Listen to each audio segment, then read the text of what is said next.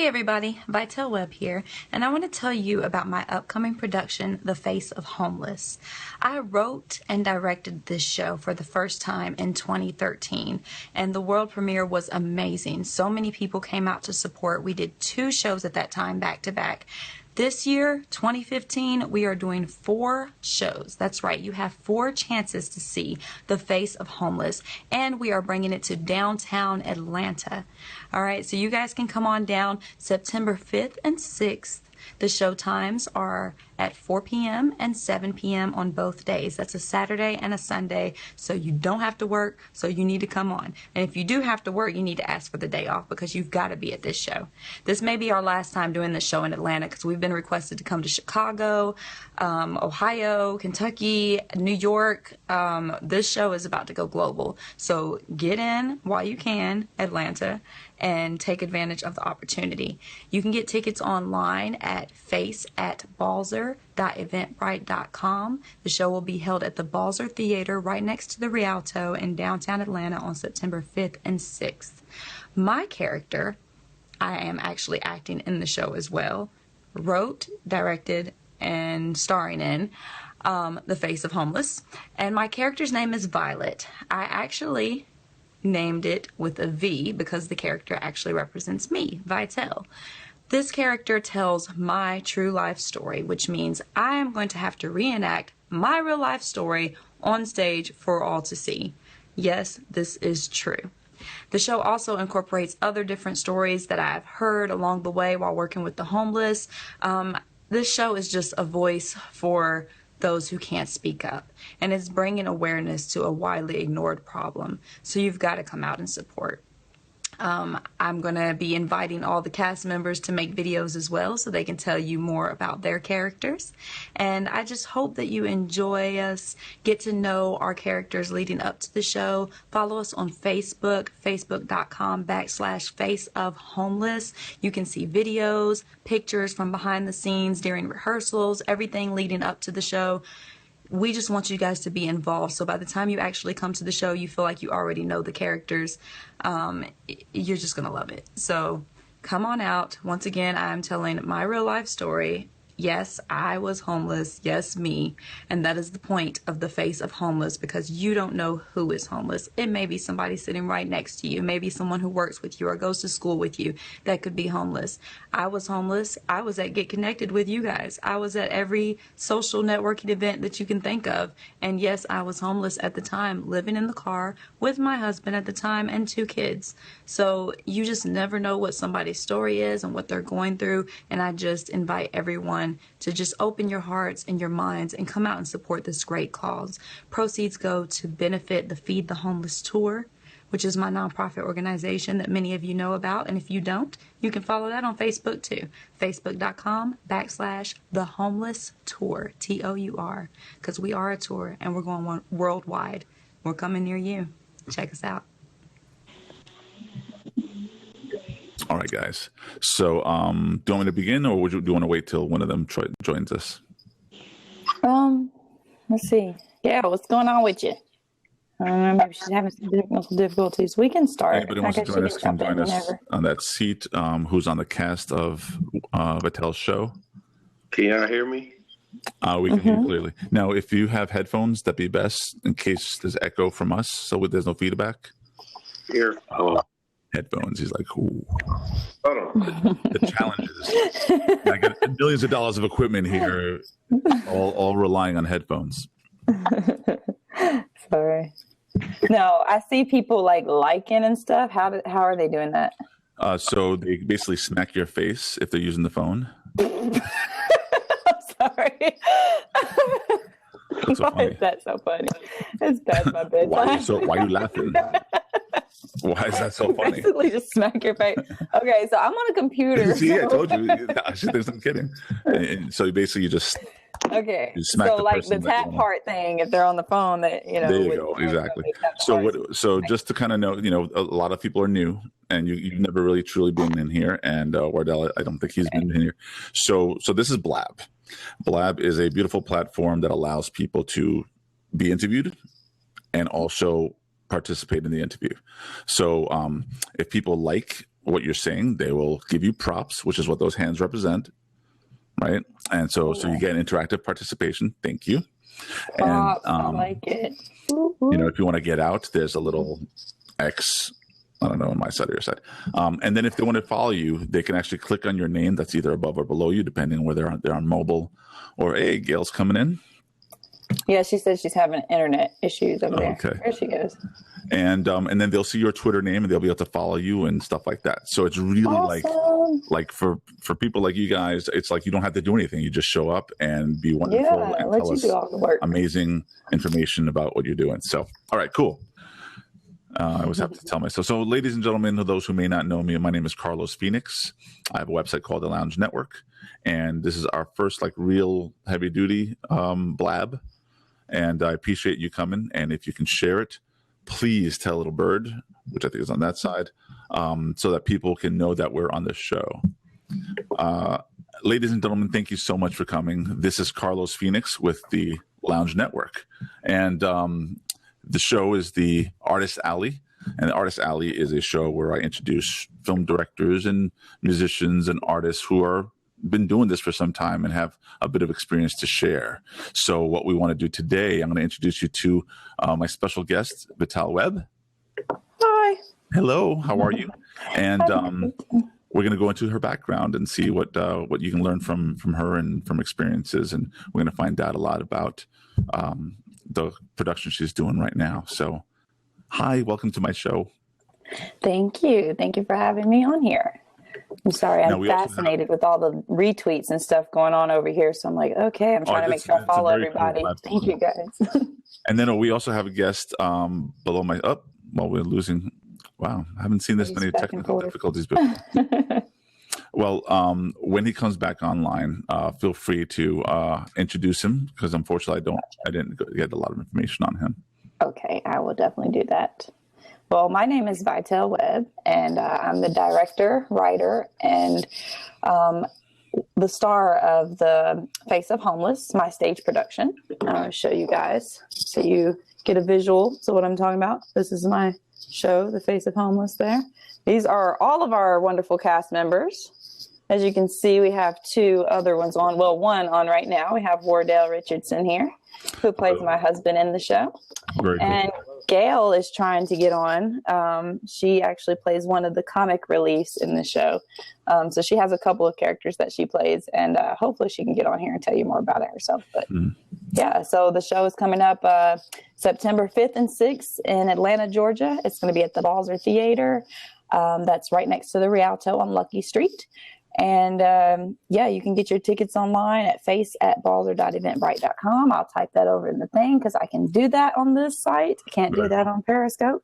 But yeah, it's basically a story about my own personal experience when I was homeless, living in the car with my two kids. I just realized that sticky note's hanging right in front of you guys. There we go. That's better. So I was actually homeless myself, living in a car with my two kids and my husband at the time. And I'm sharing my story now as a testimony. I'm writing a book about it, as well as I did the play for the first time in 2013. And I'm bringing it back to Atlanta now. 2 years later, I'm excited to be bringing it back to an even bigger platform, and hopefully we are going to go global with this thing. So I definitely appreciate everybody's support with the production, and just keep. I was about to turn it over to Wardell, but then he disappeared again. Well, let me focus on you for a little bit, and then we'll be able to get to the cast members. So. One thing I like to do is really get to learn about you yourself. So give us a little bit of a background about you. Where are you from originally? I'm originally from Dayton, Ohio. I lived in Kentucky most of my life, and then I moved from Kentucky to Atlanta, Georgia, and I've been here almost 7 years now. So I definitely call this home. I've been told by Atlanta natives that once you're past 6 years, that you're official. So yeah, I'm an Atlantean now. Cool. But I love it here. Now you're an actress. You model. I see also wonderful pictures that you post on Facebook and other places. Now, where did that begin? Was that after you were homeless, or? No, actually, I moved to Atlanta to pursue my career further. I actually been acting since like elementary school. I did like school plays and church plays and stuff like that. So I've had an interest in it for as long as I can remember. But I did some modeling, I want to say maybe starting in middle school, high school, around that time. And so when I decided to make it a career, I was working in Kentucky, and I was actually working in like Indiana, Ohio, Tennessee. I would have to travel to all these different places to get any work because there wasn't as much right in Kentucky. So I just got tired of spreading myself so thin and having to travel all the time. So I decided that I'd either go to LA or Atlanta, which is where the market seemed to be the biggest at the time. And I decided on Atlanta. And I feel like I made the right choice. I came here to pursue my acting career. So it wasn't until after that we ended up homeless. Wow. So, if you're okay with sharing, what were your circumstances? Well, basically, long story short, we had rent, we had car note, we had all these different bills. My husband at the time was actually working, but I guess his income alone didn't really cover everything. He wasn't quite aware of that because he kind of just brought the money home, and then I organized and paid for everything and took care of all of that kind of stuff. So I didn't really share too much with them, like what we were lacking. I would just hustle up to make the difference. So between my acting and modeling gigs and whatever I could get my hands on, I did some housekeeping jobs sometimes and stuff. I would just hustle up the rest of the money. So we really weren't technically making enough for our living expenses, but we were getting by. And so it wasn't until when we realized that we had to kind of choose between the rent or the car note, that's the decision that we ended up having to make, because we felt like if we didn't pay the car note, the car's going to get repossessed. Then we're both going to not have a job because we're not going to be able to get back and forth to work. So we just decided that it's probably better to pay the car note than the rent. And that's what we ended up doing. So yeah, it sounds kind of like a crazy decision, from the outside looking in, but, given our circumstances, and we weighed all the pros and cons, and we just felt like we made the right decision for us at the time. So. Now, you are not just doing things like the plays and acting and modeling. I've seen you be doing a lot more active participation in the homeless community. So can you tell us a little bit about that? Cool. I'm just now seeing the comments over there. Thank you. I actually started a nonprofit organization called Feed the Homeless Tour, and I actually started it back in Kentucky too, before I was actually homeless. I started that because I just kind of saw someone standing on the side of the road with a sign, and I just got curious, what's his story is what I was wondering. So I actually pulled over and asked him, and this particular person's name was Gary. I'll never forget his name. And I pulled over and asked him his story, and I found out that he was a war veteran. I'm like, well, where's your family? Why aren't you able to stay with your family? And, he had kids. He pulled out his wallet. He had pictures of all of his kids and stuff that he showed me. And he's like, they pretty much don't talk to him anymore because they're ashamed of him because he's homeless out there on the streets. And, I just spent the whole day with this guy getting to know his story. And I actually ended up taking him to the grocery store and getting him some groceries and stuff. And then by the time we got to the end of the day, he just trusted me so much. He actually took me into what they call their tent city there in Kentucky. And, he's like, don't ever come back here without me, because people don't trust anybody coming back here because they're real secretive of it. But it's back in the woods, and they just had tents set up. It was a whole village of homeless people that protected and supported each other. And I just was so fascinated with it. From that point on, I wanted to help. And so I started to do that. So it wasn't until a couple years after starting the Feed the Homeless tour that I ended up homeless myself. And it was kind of ironic because I'm sitting here helping the homeless, and here I am living in my car, and nobody actually knew that because I still continued to help the homeless through all of that. And no one would have ever thought that I was homeless myself. So and I'm kind of now looking back on it, I'm glad I went through this situation because I'm able to, fully understand, when I first met Gary and was trying to discover what his situation was, I actually asked, God, I want to understand, and what better way to understand than to actually be homeless yourself. So, you get what you ask for. I'm sure you didn't ask, but okay. Now, Lexington, Kentucky. Where did the acting come into your life? You mentioned you did a little bit of that in your early days in Kentucky. Is that right? Mm-hmm. Yeah. Any aspiration? Like where did that come from? Was it from family, or was it because you were a fan of an artist of some sort? Not really. I just feel like it's kind of always been in me. I don't really remember what started it. I used to say, like, my mom kind of watched a lot of TV, and I'd be like trying to get the attention from the TV. And so me being jealous of the TV, we were in competition. So I was like, you know what, I'm gonna be on that TV. So I don't know. I wouldn't say one certain thing sparked me wanting to act. I just always have. And maybe it's because I've always been interested in a lot of different jobs. Like, I wanted to be a firefighter, I wanted to be a police officer, I wanted to be an astronaut. Like, there's so many things that I wanted to do. And but if you're acting, you can do it all. Yeah, I was like, hey, I can just do it all in movies. There you go. Awesome. Okay, so let's introduce Wardell. Yeah, we got Wardell on here. How y'all doing? Can you hear me okay? I can. You're a little quiet. You may want to speak a little bit higher. All right, cool. So Vitelle, please introduce your cast member. You said that he was your husband in the play. Tell us a little bit about the play, and then you can tell us a little bit about his character, or Wardell can tell us a little bit about his character. Yeah, well, I'll just say that, like I said, the play, one of the stories in the play is my actual situation. So since I was homeless, living with my husband and my two kids in the car, I play myself in the play this time. Okay. And my two kids actually played themselves, even though they were younger when all of this happened. And so we have Wardell here, Wardell Richardson, who plays my husband in the show. So tell us a little bit I'll about, let you tell about your character. Yeah. Well, tell us a little bit of your character, and then we'll ask a little bit of your background.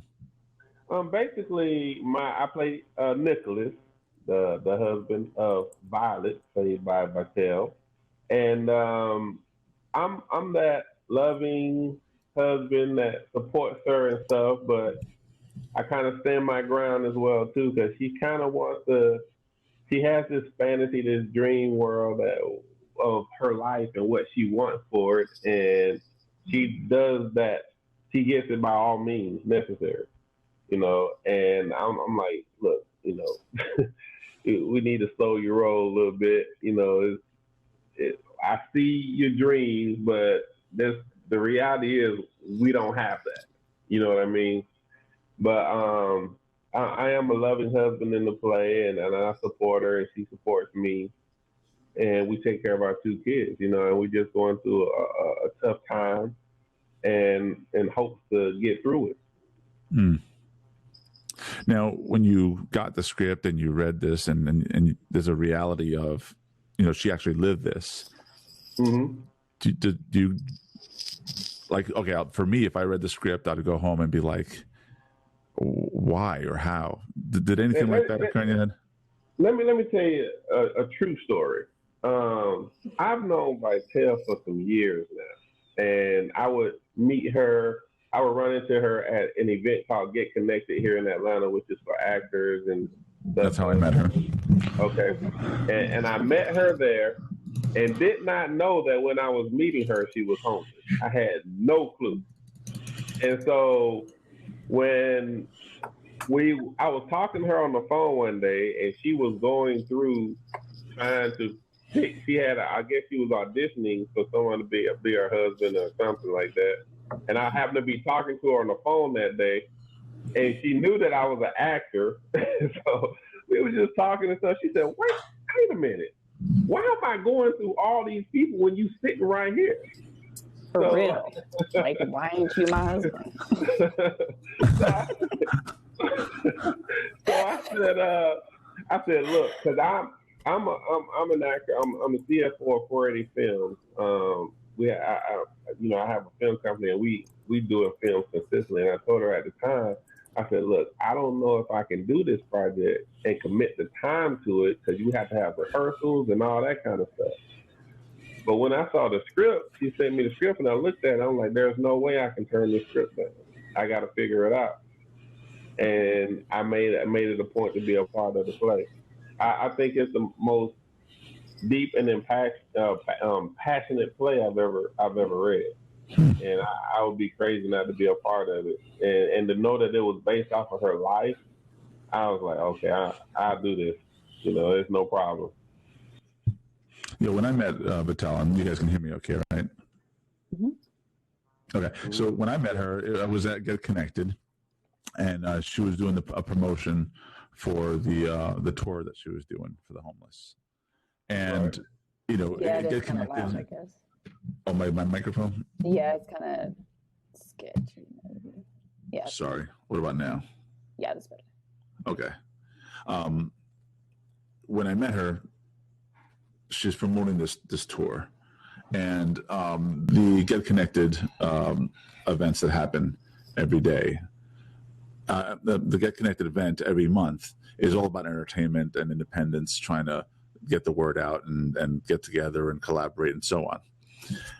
But Vitelle, she's got these beautiful eyes and she's very attractive and she's coming through, and her whole presence was not about the fact that she was an actress or a model. It was all about this tour, the giving part. Right. And she's stuck in my brain ever since then. Every time I see her, she's just bundle of joy, and I can see how you can totally miss if she was homeless at the time when you met her, miss the fact that she's homeless, right? Because her presence is totally the opposite. Her existence is like, oh, I'm not homeless. Exactly. So that's that always blew my mind. And then of course later I had interviewed her, and she has a small interview on one of my episodes, and she's talking, and I had not known anything about her, and she's telling us how she's been homeless, and I'm just like, I'm recording, and I'm like, in my mind, I'm like, oh my God, it's one thing. I know a lot of people that participate in, let's say, handing out food or clothing and stuff, and that's great. But when she's telling her story, I'm just like, what's going on? And so, I agree. I agree. It's funny because me and Wardell were talking about this earlier, because me and the boys actually started this Periscope. We just started yesterday, so today was our second one, and we decided to go ahead and start logging on every day at 4:30 and just sharing a little bit more about our experience each time and giving people a chance to ask questions. And the boys actually talking too, hearing it from a child's point of view, and I'm just like, I can see how quickly it's building, and everybody's just like, oh my gosh, you got to hear the story. Da, da, da. But to me, I'm like, what's the big deal? Like, there's 1 billion homeless people. Like, I don't understand why everybody's making such a big deal out of it. And, I get a bunch of feedback, and it makes me feel really good. Like, it makes me want to keep sharing it, because obviously it's helping people. Like, a lot of people inbox me and Twitter and whatever, like saying that, oh my gosh, I'm so glad you're sharing this. But I'm just like, has nobody shared this before or something? Like, it just doesn't seem like it should be new. It feels like everybody's ignored it for so long. Am I the first person to speak out about it? No, I'm not the first person, like, it just feels weird to hear people. But it's so many people, like we were talking earlier, so many people that are homeless and they're afraid to say anything. They have a hard time, speaking up and stuff like that. And like I said, you open my eyes to a whole different experience of being homeless, because every time I thought of homeless, I thought of people on the street, under bridges, right, stuff like that. But then when you told me you was homeless and I saw you and you was in there dressed up, makeup, and hair laid and everything, so that touches, like, what? That touches upon a perspective that we have of this world. There is there's what we see, let's say, on television, what we see in the streets, when you're driving down the road and you just see those guys or the families, either under a tree or underpass or whatever, and you have a mindset stuck in your head of, oh, this is, all you see is the shell. You don't understand what's going on inside. And but you everybody has a story, except you make up your version of the story of that person, right? So you see the raggedy clothing sometimes. This guy, veterans. I mean, holy cow, the amount of veterans. And then of course you see Vitelle, and I feel and this is my own opinion, she has this presence of elegance. And, it may have to do a lot with the fact that she understands how to be an actress or a model, or how to present herself in a manner that we all find appealing. But the power, I think, of a play like this is that we really don't understand the face of homelessness. Right. There are people that we can be probably in your own job that could be right there, either on the border or are homeless. And, they're either ashamed to admit it, they won't tell you. I mean, I've met a few, and they, at other jobs that I've had, and they're like, yeah, I live in my car. Mm-hmm. And it's like, what? And, and you want, and here's the other part, being a person that has a home, and you experience, or you have a friend or a person that you're having acquaintance with that is homeless, you sometimes in your mind want to give, but then you're like, oh, well, yeah, but I got a family to think of. Or you want to open the doors to them and say, hey, stay over my place. And your mind starts playing tricks on you. Am I explaining myself okay, or am I just rambling? No, I got you. Okay, I just want to make sure. What would you, as a person who's experienced this, clearly, obviously, I believe, and I could be wrong, you're no longer homeless, and somehow you made that happen. Yeah, I got rid of the husband. I'm sorry, Waddell. You out. In fact, that's in the face of homeless too. Let me click you off. We're not in the next play. Okay. Sorry. So, all right. Well, let's rewind a little. All right. So, you got rid of the husband. Now, that's not why. There's many ways I can put this in a movie. We ate him. We were not hungry anymore. So please elaborate for our audience. What do you mean by that? Oh my gosh. No, I mean, people ask like what got us being homeless, and I always share the story that I did in the beginning with, I always factor in the car, because that was probably the biggest thing, was that we had the car note and the apartment we had to choose. But there was a lot of things that factored into us becoming homeless, just like there's a lot of things that factored into me not being homeless anymore. A lot of things changed. One of them happened to be that I ended up getting divorced. But I was able to then focus on myself and get more motivated and just grind without someone telling me that I can't. And so I made this happen. And this is my house that you can kind of see in the background there. Very nice. So, so that's probably the main thing, is that I just changed my, I don't want to say I changed my mindset, but I guess I kind of did, because I just started focusing on me and learned how to give wisely, because I would just give everything to everybody until I had nothing left. And so I learned how to pick and choose my battles a little better, and say no a little more, and things like that. So, and I learned how to not be ashamed of putting myself and my family first too. So yeah. And that's something that I had a problem with before, because I'm just like, oh my gosh, I just have to help everybody and have to do everything. And I never turn down a job, even if it's not paying, and that kind of stuff. So, of course, as soon as I get to the point where I'm like, if I'm offered a job, then I'm like, how much is it paying? Then everybody's like, oh, she's just about the money, da, da, da. But I'm like, well, you don't know what I've been through. So, I don't even care anymore. If they want to say that, then fine, so be it. But I'm the one that sleeps in the car at night. So once I got to that point where, I'm sleeping in the car at night, all these people that I've helped and supported and everything, where were they? Nobody was helping me, and nobody was even caring. That, the few people that I did tell, either they stopped being my friend, or they just seemed to have an attitude problem, or it was never the result that you would expect. Like, oh my gosh, let me help you. Like, no, it was never that.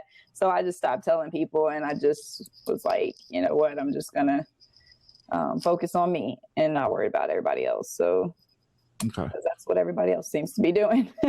Well, let's talk a little bit about career now. You're no longer homeless. Your career is picking up, I'm guessing. So what kind of things were you doing? Before I was homeless? No, after.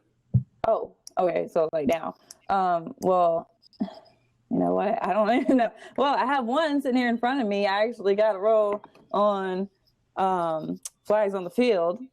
So this is that show there. You can see that's me. That's right there. I'm the light-skinned one. So you're doing like independent films and stuff? But yeah, I mean, well, that's a television show from the People's Network. But yeah, I mean, just whatever I can get my hands on. But I'm definitely kind of focusing on the play right now, trying to get, because there's just so much potential there with that. So it's just a matter of getting the right people on board as far as funding goes, to be able to continue that and grow it to the level that I know it can be. So we've had a lot of people like contacting us. Actually, we just had a billionaire contact us recently saying that he'd heard about the show. And I'm just like, what? Like, how'd you hear about it? That's crazy. Cool. So yeah, it's only a matter of time, but I definitely want to make director my title as well. Say that again. How are you funding it now? Oh, well, right now, it's kind of coming out of pocket for the most part. The support of Wardell and some other actors and 4E Films, and everybody's volunteering their services, so we're not having to pay for as much. We got a nonprofit rate with the theater, so that helped out. So we're just kind of doing our best to make it happen one way or another. So yeah. Very cool. So, so you're working on the play. It's going to come out in September. And do you already have other thoughts and future projects that you have in mind? Oh, yeah. I have so many because of the last 2 years where I was going through the divorce and everything was kind of funky, and I kind of focused on getting my house together and everything. I let a lot of stuff pile up in there. So I definitely have a lot of stuff coming right now. The book, The Homeless System, is pretty much written. I'm going through the final stages of editing and stuff. So hopefully I will have that out by the beginning of next year, and that will be available for sale as well. And then I actually already wrote The Face of Homeless 2, which kind of focuses in on, and actually Wardell is in The Face of Homeless too, but it focuses on the fact that homelessness can cause complications with relationships. So that's kind of what that specific message is about. With The Face of Homeless 2, it shows the process that I did go through and how I ended up getting divorced and all of that stuff. So yeah, because sadly, I mean, that's one of the first things people ask is like, how you go through being homeless and then you still get divorced. I'm like, yeah, that's an interesting question, but certain things are for certain seasons. So that's the way I look at it. And I went through that situation with him for a reason. And now I'm moving on to the next chapter of my life. So yeah. Okay. So what was the big break that got me off the streets? Well, like I said, getting rid of the husband helped a lot. But I was actually asked this in a TV interview once, and the way I answered it, because they asked specifically the moment that was my turning point. And I didn't know how to answer that at first, because I'm like, there was a lot of turning points. There was a lot of things that factored in. But when I really thought about it, I thought about the nights when I was sleeping in the car, and I'd be like right beside the window because the door's like right here to your face, because you got kids and everybody sleeping in here. And I could look up and see out the window on the driver's side, and I just watch the moon at night. And I just would be praying and crying and thinking. And if any of you have ever been through anything with being homeless or even any struggle, really, it can definitely seem prolonged. Like a day feels like a month feels like a year. So because you're counting the minutes. Yeah. So that's what it was like. Like every night I'm just looking up at the moon, crying, praying, and just feeling like, is this ever going to be over with?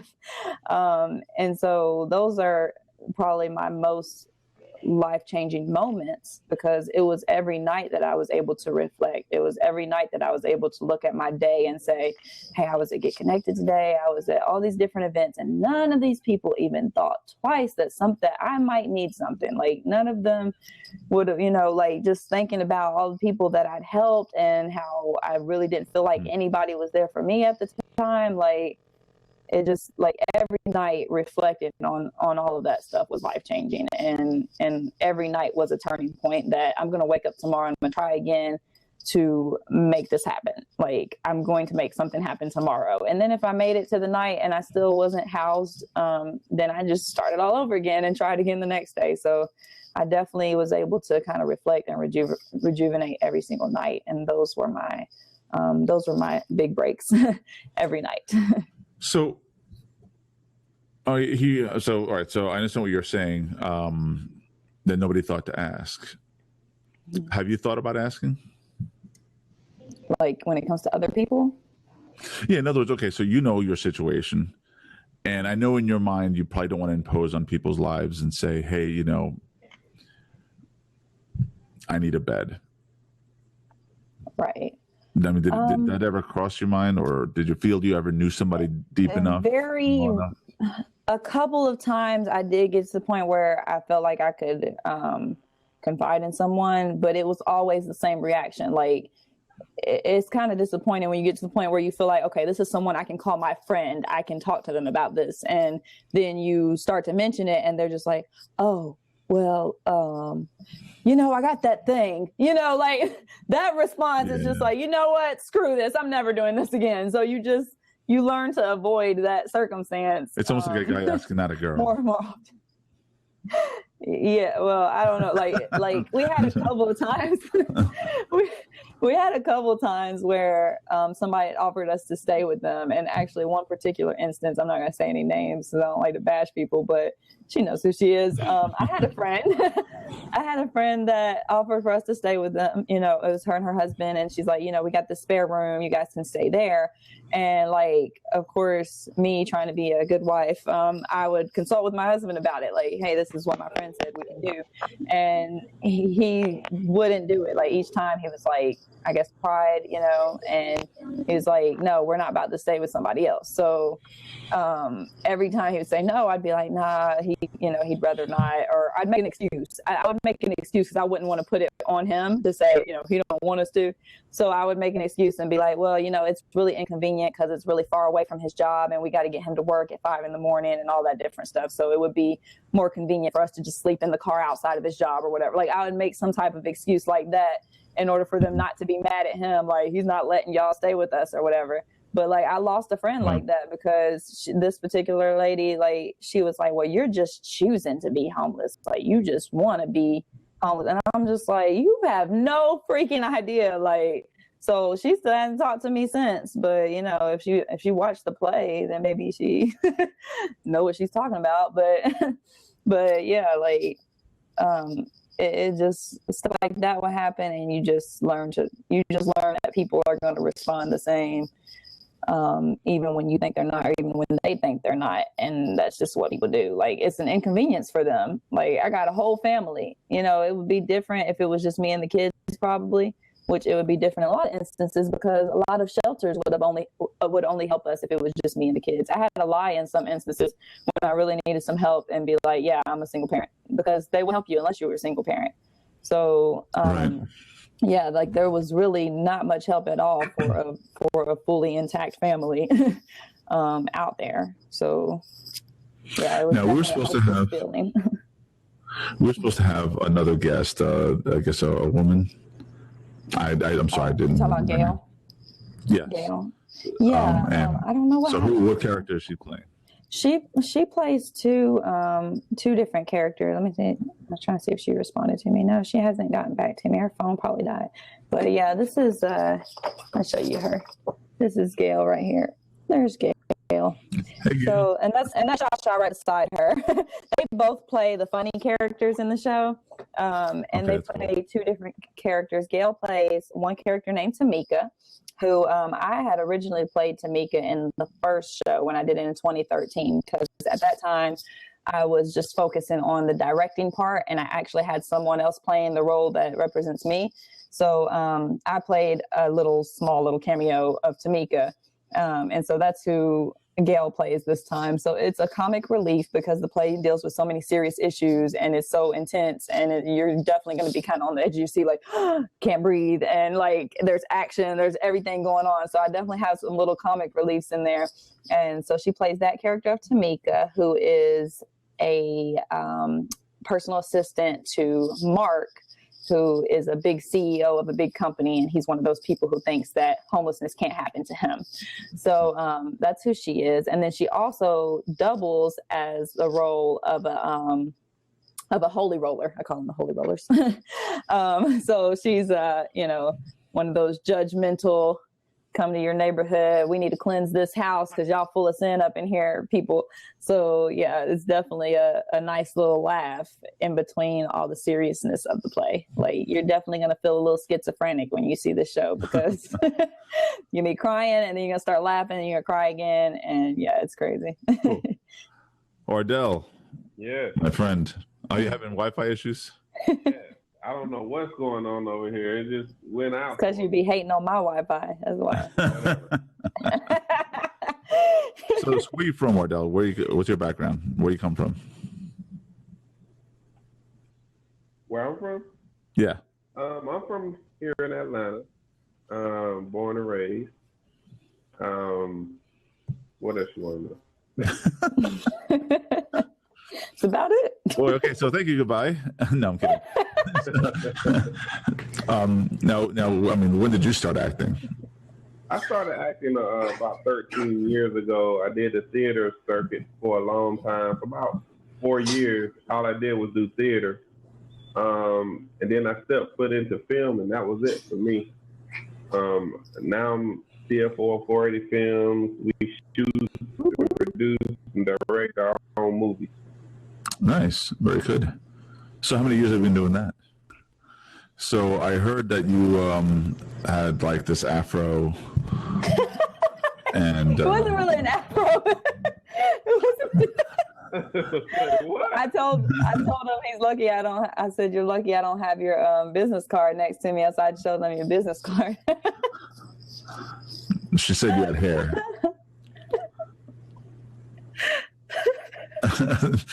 He got so upset he froze. Yeah, he said he'd get mad. I'm gonna hear about this later. I'm mad, girl.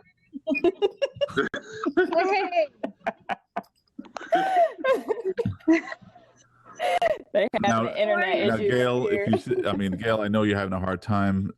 If you want to comment on the comment section, feel free, and we'll try to rotate. At least she's seeing it, because I see she's like liking stuff and everything. Oh yeah, I see her. Hello, Ashley. My name is Carlos Phoenix, and I just want to introduce myself. Carlos. And there's a delay. Are you still in Florida? Yeah. Okay. I'll be back Sunday morning. All right, so Ashley, you need to tell us your story. What's your background? My personal background or my character's background? Oh no, we're past that. Yeah. Personal and then character. Okay. I grew up in Southern California, and I lived there for almost 14 years. Then I moved to Conyers, which is quite a culture shock, going from Southern California to Conyers, Georgia. Yeah. And then and then I moved to Tallahassee, and then I moved up to Atlanta, and then I moved to Southwest Florida, and back in Atlanta. Wow. So, okay. Now, so you got entangled in this project. How? Well, I auditioned for it, and I read about it, and I didn't know too much about it until I got involved. And when I got involved, I realized how deep and impactful it was, and it immediately struck my heart, because I myself have been through struggles, and if it wasn't for the love and help of family and friends that I have, then I could very well be in the same position that Vitelle was in. And I have so much love and awe. I'm in awe of what she has done and how she's put her story out there. And and it's such good writing too. Like she's phenomenal. She's like what do you call them? She wears many. Renaissance. I don't know. I get. That's the S on my chest. I was kidding. Thank you. Light. So, like, it is just such a great experience. Like, we have such talented people on our team, and I'm really in on everybody. It's They are. That's my boys there, y'all. Those are my kids. They're in bed now. That's awesome. It's too late for them to interview. Oh yeah. so cute, and they're such good little actors too. They better be in bed. It runs in the family. I know. I heard them a minute ago. I don't know if y'all see me back. I'm like, I'm about to choke somebody on TV. Blab. Y'all about to see me choke a kid on Blab. So Ashley, how do you promote yourself? Because I'm this guy over here is a texting. Yeah, I think it works. They're really good at promoting and stuff, and I'm a social media introvert, and I'm trying to fix that. Well, you're doing a great job now. Huh? You're doing a great job now. This is the next she dimension. figured out the Blab. That's more than half. This is the next dimension of social media. Yeah, this is a whole new dimension of social media. I love this. This is so much better than any other social media I've encountered. I like, 'cause I can see you guys. Yeah, he doesn't like it though. I feel like I'm right there in Florida. Wardell doesn't like it. He hating. Well, he's dropped off a number of times. Yeah. This is in beta. Just to be fair, this is in beta. In fact, I just interviewed the CTO of Blab, so he'll be another interview that will be on my show. Although we did not use Blab to do the interview, I just wanted it to be presented to my audience and have them come in and so on. But so tell us about your character, Ashley. My character is Nina, and she's kind of a troubled teen. She gets herself into some situations, and she ends up encountering homelessness. And I always have a hard time with this without giving too much stuff away. But you're doing great. but she's watching you. You gotta get those tickets. Yeah, I know. She described it so wonderfully in our interview the other day.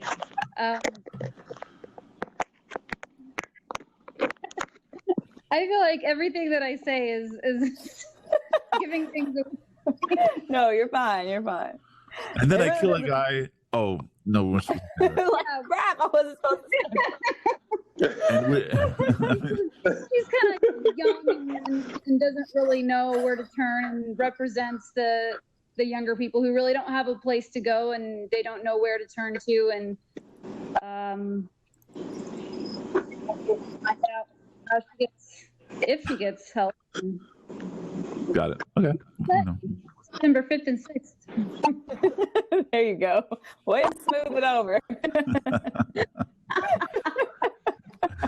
So now, video, you can see 7 seconds of something that goes on with my character. If you check out the Facebook page, that was pretty intense. Shows a really, really intense moment of the play. Yeah. Now, normally in my studio, I could do that in real time, but we're using Blab. And I'll figure out a way of doing it in Blab. I posted the link to the Facebook on there. So if you go to facebook.com, Face of Homeless, then you can see those videos. And yeah, it's 7 seconds is all you get without tickets. Get them tickets. And how long have you been acting, Ashley? Huh? How long have you been acting? Oh, I've been acting since I was 4. It's actually been my biggest passion since I was 4. That was my first play, and I did it on and off. But I've been that introversion thing again. I just recently started to really come out of the show. Yeah. All right, Wardell. So place in high school, so okay. Wardell, I'm going to speak to you again only because you seem to have stabilized. I mean, I feel bad because I feel like I've been avoiding you, but you seem to have stabilized. So, it's like, when you breathe limited breaths, Okay. You can't leave a husband out, man. You can't leave I can't. and I feel terrible for for Gail. All right. I know you got this play, but as a person who's been in entertainment, I usually have 3 projects planned out ahead of time. So do you have any other projects coming up? Well, I have several projects coming up. Yeah, answer carefully. Your wife is watching.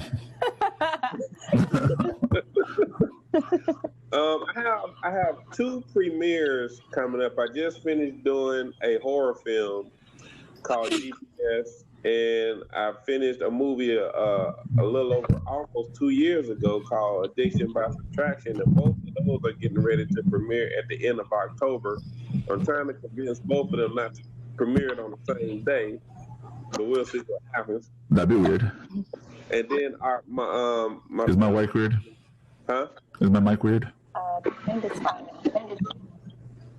It was. Okay, just want to make sure. All right, go ahead. I'm sorry.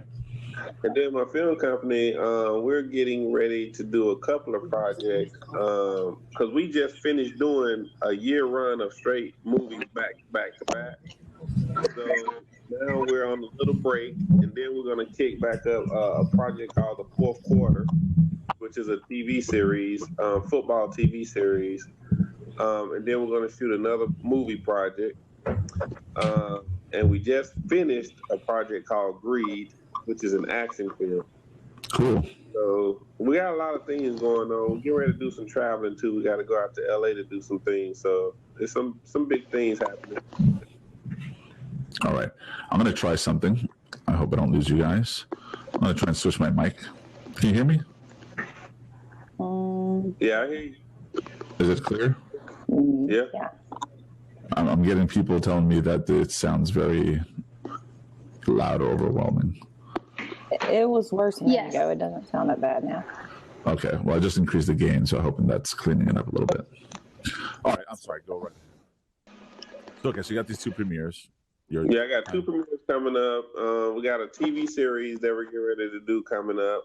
We have another film project that we get ready to do, and we got to do some traveling. We got to go out to LA, and I got to go to Cleveland, and we got a lot of different investors and all that kind of stuff trying to get with our company and everything. So things are going really well, really well. How can people follow you? How can people follow me? My name sneaking up behind you or anything like that. My name is Wardell Richardson. You Google my name on Instagram under my name, Facebook under my name. Every social media, King. Snapchat, the Periscope, I am on it. All right, very cool. Put my name in. But do you got a MySpace though? MySpace. Let me tell you something. If anybody's on MySpace, they're slow. They're real. Oh, okay. Yeah, we can. I'm gonna remember that. Hence the divorce.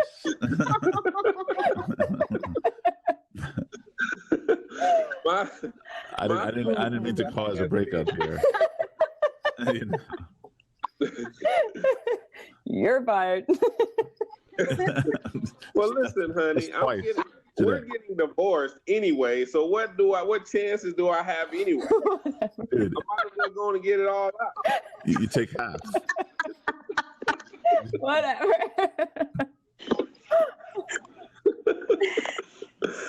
You take half. Is what you do. I mean, I might as well not even be nice anymore. Let's just get it all out, honey. Let's just get it all out. You need to get rid of MySpace. I've been say that forever. Get rid of it. Look. Now, are you on the new MySpace? Does the old one? Well, I haven't really logged on there. Okay. What's the new MySpace? Please don't give her nothing else. All right, hold on. You know Justin Timberlake bought this thing, right? Huh? You know Justin Timberlake bought this thing. No, I didn't know that. But I did hear about the new MySpace, but I didn't know that's who bought it. But Justin bought MySpace. see, at least I'm not the only one. Well, he's a partner. He's an investor. Well, see, that's because it's for music artists. I don't even know where it is Because now. it's for music artists, and I eventually want to tap into my music artist side. So I'm going to keep it there. By the time I get back on there, I will have 50 million followers, and I will have music. From Japan. Oh my god! Okay. Can't do it. So did you do any music on this play? Did I do it? I didn't do any music, but actually, one of our Well, you're the characters. music artist.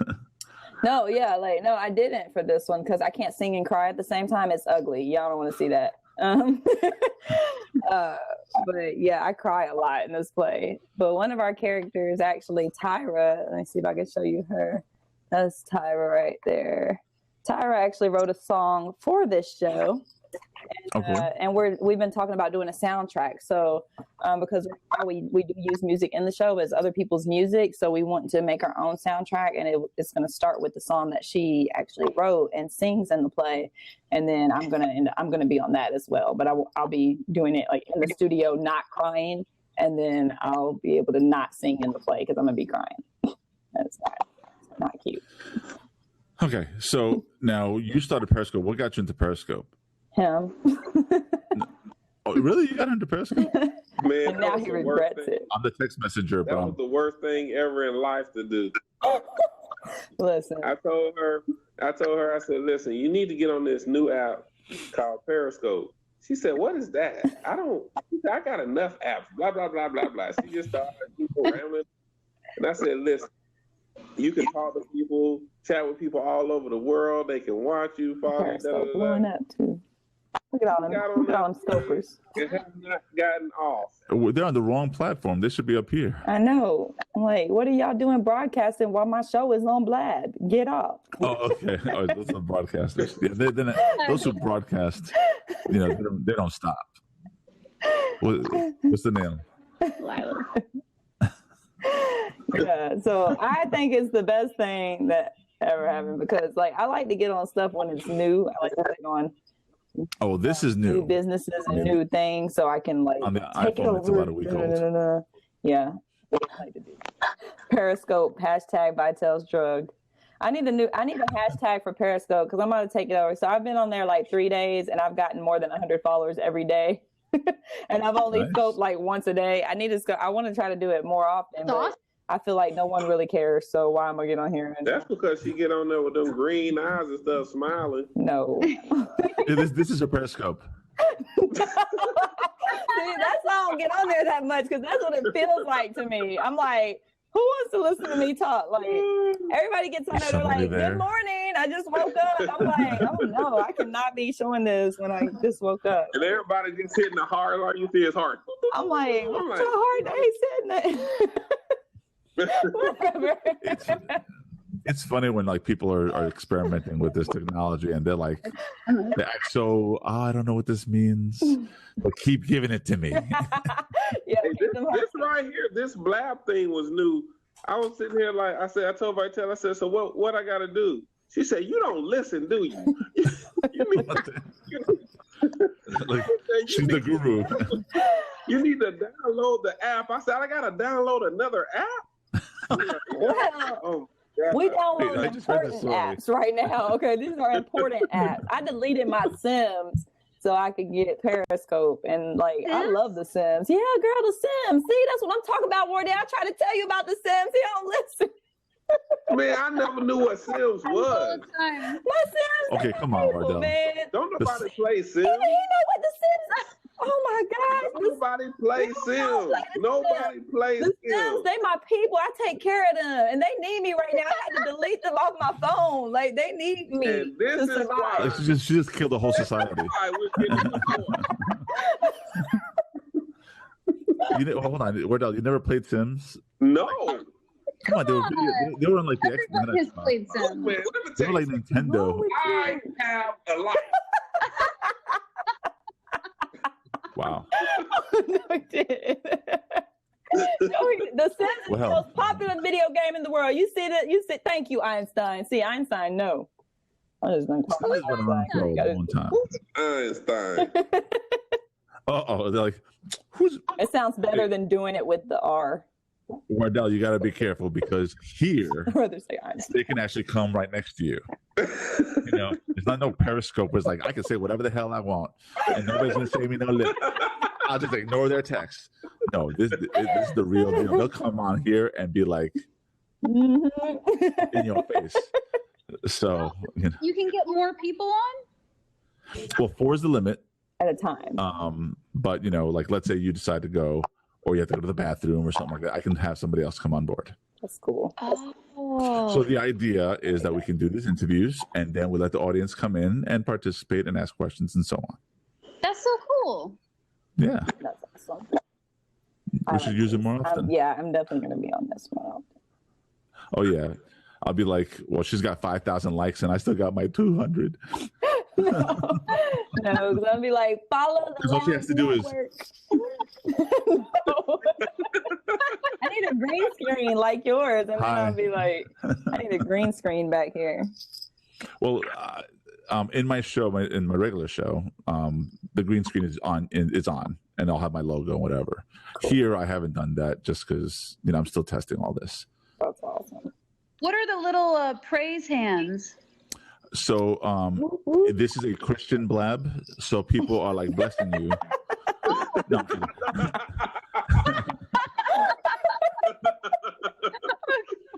Oh my God. So that's so it started being called feels, but it got a little funky. You have attractive women. You're like, yeah, feeling her. Yeah, that would be a problem. so the name changed only a few days ago, as far as I know. It's called props. When you're giving people props, I personally call them high fives. Like, yeah, that was good. Good. When you say something and they agree with you, and they give you their. It was like I thought it was like praise. That's what I'm saying. It's like,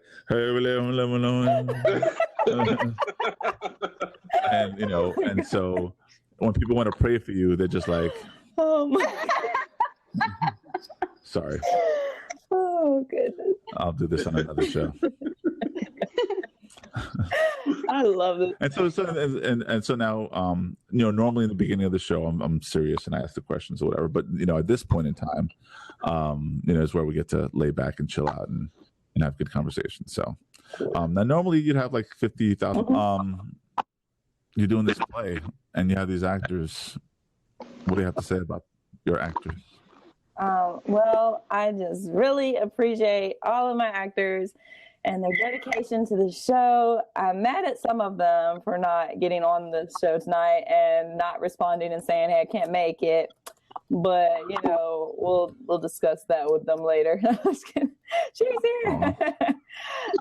But I really appreciate them, especially I know Gail was trying her best to get on. She be on everything. She be out there promoting, hitting the streets, hanging up our banners and flyers, and everybody's like really helping. Like Superwoman. Oh gosh, like I don't know how she does it because she works at a regular 9 to 5. Like I don't have the 9 to 5. I just do this 24/7, and like Gail fits in the 9 to 5, and then she still figures out how to get out and promote. And she'll call me and be like, "Yeah, I sold 20 tickets today, or I got this sponsor. They're gonna be contacting you, and this radio show wants to interview us." I'm like, "How the hell are you doing this?" Like. I do this all the time, and I can't even keep up with her.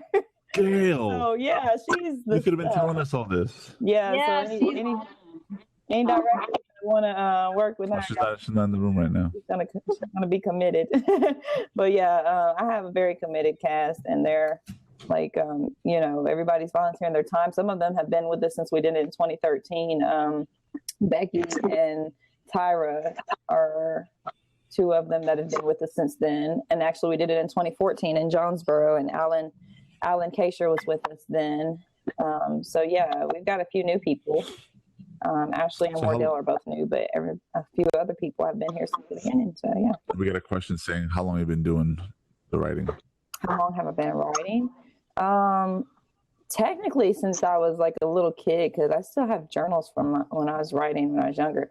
But as far as this particular show, I had the idea in my head for a couple of months probably, and I wouldn't sit down and write it because I had too much going on at the time, and like we were still homeless when I got the idea in my head, and I'm like, get out of my head, I don't want to write anything right now because I just had too much going on. I didn't want to spread myself too thin.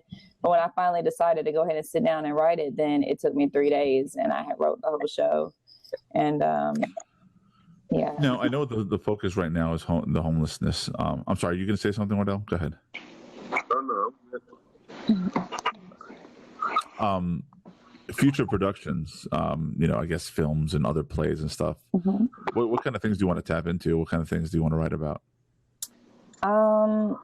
I think I do best writing about things that mean something to me. Obviously I'm going to focus on the homeless situation more often than not, because that's my charity, and that's where my heart is. But I also have experienced other situations in my life that I like to write about. I like to write about parenting. I like to write about really topics that people are afraid to speak out on, like rape and abusive spouses and things like that. Like, I want to hit on the things that most people are like scared to discuss. And also, like with my plays, like I'm not a play person. I'm not really fond of Tyler Perry's plays. I like his TV shows and stuff now, but like the play aspect where it's just like singing every 5 minutes and all that stuff, like I don't really like that. And a lot of people don't. Like, most men don't like that, but I get a lot of feedback all the time about my plays. Like, men love my plays, and like, because it's action packed and there's guns and there's stuff going and there's glass breaking and there's just like, what the heck? So, and then also I incorporate film into it. Also, so we have certain parts, because I don't like the dead space in between changing scenes and stuff. So I felt like I needed to do something about it. So I incorporate film. And so instead of you having a dead space when they're changing the scene, you're watching this film. So you're still being entertained the entire time. So that's something cool. New that I do. And I want to make that popular too. So yeah, I just want to make theater something that people look forward to going to, and not just something that old people go see or something. Our women groups. We have a lot of women groups that. So outside of money, mm-hmm. What do you feel is the hardest part about putting a production together? Probably schedules, like getting all the actors, because they all have day jobs and other things going on in their lives, like trying to get all their schedules on the same page and making sure everybody's at rehearsal at the same time and all that stuff. Like, that's pretty difficult, but that would be also solved with money, because then I'd be able to hire actors full time and they could quit their day jobs. And then if they don't show up on time, I could just fire them and somebody would be lined right up to take their job because they're getting paid. so that, I'm just trying to keep it real. So yeah, that's probably the hardest part, but it seems like money would solve a lot of those things. So yeah. All right, guys. Well, I'm sure it's late for some of you. I don't know if anybody's going to be up till 3 a.m. like I normally do. But I really appreciate everybody coming. Yeah. And Gail, the play is in Atlanta. Would you like to tell us exactly where it is again, Vitelle? Yeah, it's at the Balzer Theater at Herron's, which I'm typing in right now. That's on Hello, John. 84 Lucky Street in Atlanta, Georgia. And you can get the tickets at that link that I posted that I'm about to post again. It's face@balzer.eventbrite.com. And there's that. That's where you can get tickets. And also, if you're out of the state, still log on to that site and support, because we're going to be taking this nationwide. We've had people request us to come to New York, like South Carolina, Texas. Like, people are wanting us to come to them. So still follow the pages. There's also an option to donate on there on the website, because we're going to be having homeless people. We're going to be picking some of them up off the street and bringing them to the show so that they get encouraged as well. So those tickets that you buy, even that's awesome, can help them out. Cool. Yeah, we need to come to Chicago. Actually, we had a couple people say Chicago. Cool. Yeah, so that's all the more reason for you to like it and help us spread the word there, because we have to build a fan base there so that we can come there and get the funding to come there. So Chicago's big in theater, so Yeah, but again, let me say thank you again, and thank you guys for joining us, the cast members. I really appreciate that. It kind of makes the room richer, and I'll be posting this on our website soon, shortly, before the play comes out. That way, it'll help promote. Cool. And anybody else who's watching, thank you so much for coming. Thank you, guys. And it'll be on theloungenetwork.com. You can follow me at Carlos Phoenix on Twitter. One more question. Facebook. We do YouTube. Yeah. We I want to say it's Yeah, just Google me and then search